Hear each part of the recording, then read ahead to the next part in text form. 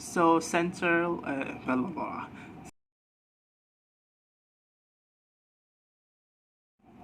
Hi, and welcome to another book talk. In this video, I'm going to talk about this book, Honor by ELif Shafak. And let me just say that this book is awesome. I really love this.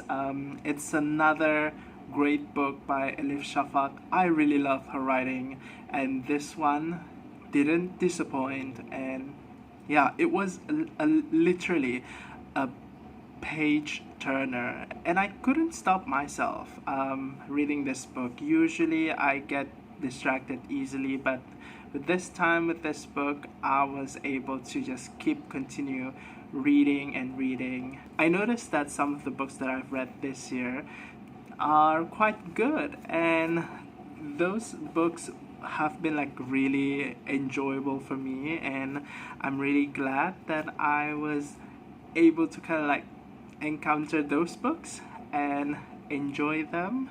And so I consider myself to be quite lucky so far this year when it comes to my books and reading experience. Actually, I've been looking for this book for quite a while now, and I considered myself to be quite lucky as well at the time when I was visiting the bookstore that I actually found this, and I found it at lower price because I was that lucky. So overall, I gave this book 5 stars, and this video is gonna be about why I gave it 5 stars, because yeah, it's really great. I really loved it. I really enjoyed it. I think that's kind of enough that yeah. So central to this book we have the Toprak family.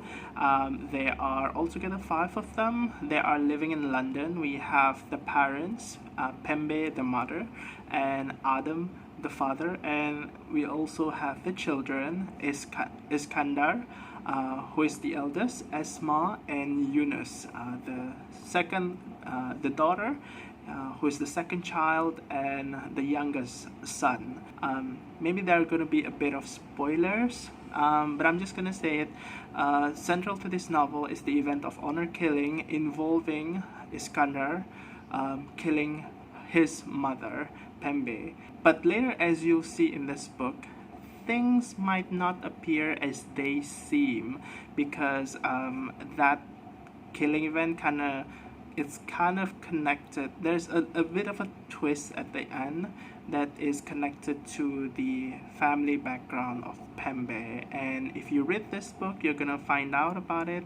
I thought that twist was kind of fresh, because I don't think I've really seen that kind of twist many times before or ever.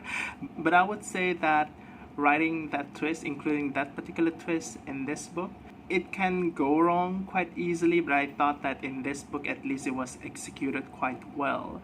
And to know what that twist is, I know that I tend to say that the videos will have spoilers, but I guess this time I'm gonna keep the twist hidden because it was quite not entertaining for me. So I'm just gonna leave, if you have not read this book, I'm just gonna leave it to you to find out if you are interested on finding out about it. But if you have read this book, I'm pretty sure you know what I'm talking about. Anyway, like I said, the book is about the son, the eldest son Iskandar, killing her mother because he found out from other people that her mother has been seeing someone else. Her mother had his mother has been seeing someone else and having a relationship with another guy outside of the family. And because their family is a bit of a traditional Kurdish Turkish family from Turkey, they still have this, or at least the son still has this particular worldview in terms of how a woman can shame the entire family by her actions, and how a man is like the important figure in the family. And I think it's really important to note that the son in fact, all of the children, they are growing up in London. So while it kind of makes sense that they are exposed to more Western ideas of things, at the same time, we also see like how these different children views ideas that originate from their original culture, like how the daughter in this book, Asma, is a little bit more liberal when it comes to her thinking. She's a bit more feminist, a bit more outspoken, slightly different from what is expected on a female member in a very traditional conservative Turkish family. And while the eldest son is someone who is exposed to the Western culture, of course, but he does have some sort of opinions that still resonate with the conservative side of his family's tradition, and that is going to be like another source of motivation that drives him to do the action that he does in this book. And that kind of brings me to one of the things that is really featured, like it's featured kind of heavily in this book, and that is how people react to their cultural expectation. Basically, in this book, it kind of features like different sorts of expectation. First of all, if you are a woman, you are expected to do things differently than if you are a man, and this book really highlights that women are expected to take care of themselves, take care of their dignity or whatever, so that they don't shame their family. And that was something that was really practiced when Pembe's family were still living in Turkey. On the other hand, the man, I guess, don't really have that much of a burden when it comes to preserving their honor, the family's honor. And if they do something wrong, it doesn't seem to have as much impact on the family as opposed to when a woman is doing something wrong. This book actually spans for a few years, starting at about around the 60s when Pembe and Adam are still young, and all the way until the modern times in the 70s and later in the 90s. And we see how different characters in different times just react to these kinds of cultural expectations that they are supposed to follow. But what I found really interesting is that the characters in this book, they are not very flat.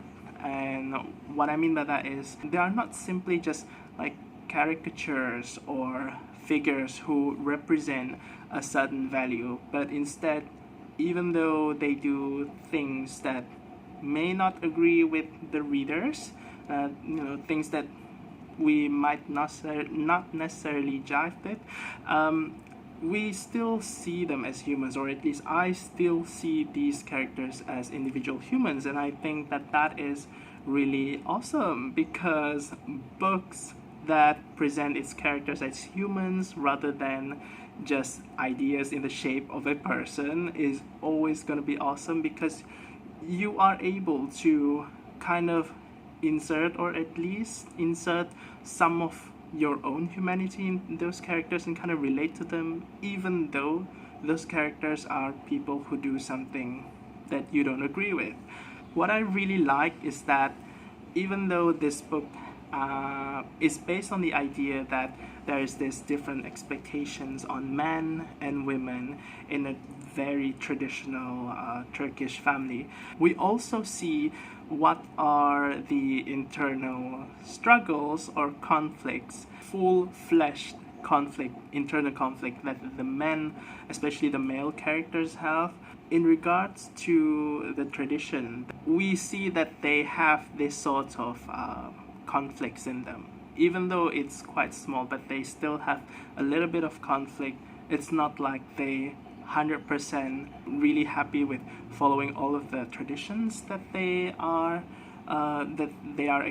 expected to follow. When there is really strong cultural or traditional expectation on someone, sometimes it's just really difficult for you to, go against it, because maybe you're just so used to it that you don't find it really comfortable just doing things, going with your heart. Instead, you go with the tradition because you are afraid of, maybe, I don't know, shaking things up, hurting your family's feelings, or changing the status quo, or just make things a bit messier. As we can see later, it is this kind of tradition, this kind of adherence to tradition, that actually leads to Iskander killing his mother.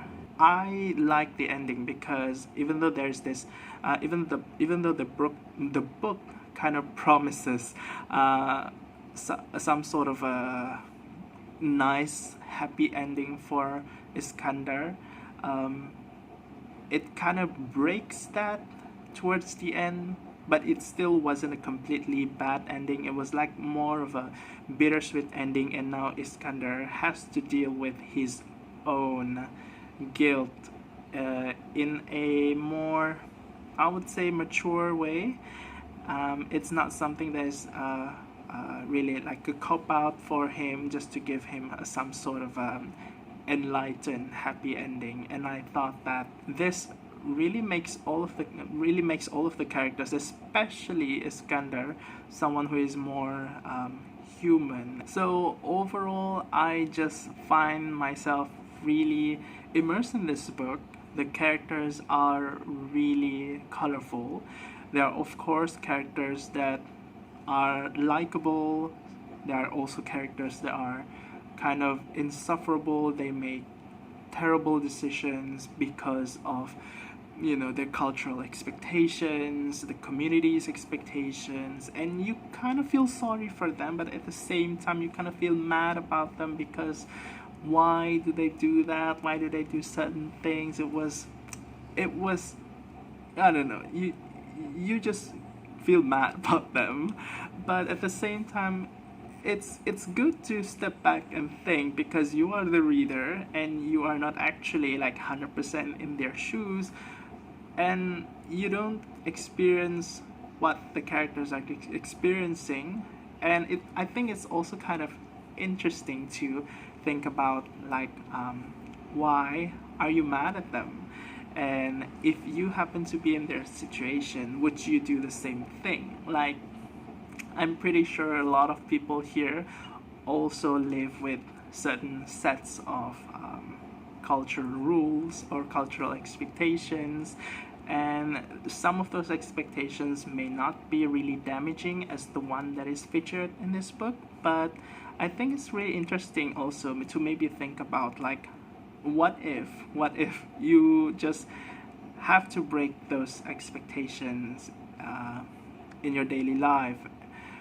How would it affect you? How would it affect your relationship with your friends? How will it change your life, maybe socially or economically? And I think those are really nice questions to think about.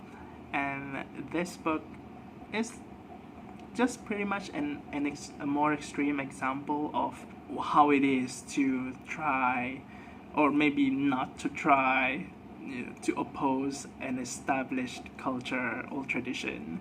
And this book, I guess, just a more dramatic example of how it is when you try to go against or just follow the established tradition. So that's it for Honor by ELif Shafak. I actually look forward to reading more of her stuff. I actually saw Three Daughters of Eve at the bookstore one day. It was a while ago, but I didn't get it because I bought too many that day anyway. So I thought maybe next time I could buy it, but then the lockdown came. And so I'm just gonna wait until I'm free to just travel to the bookstore and buy it again. Hopefully it's still there, I'm not sure. But anyway, I'll see you again. Take care and bye bye.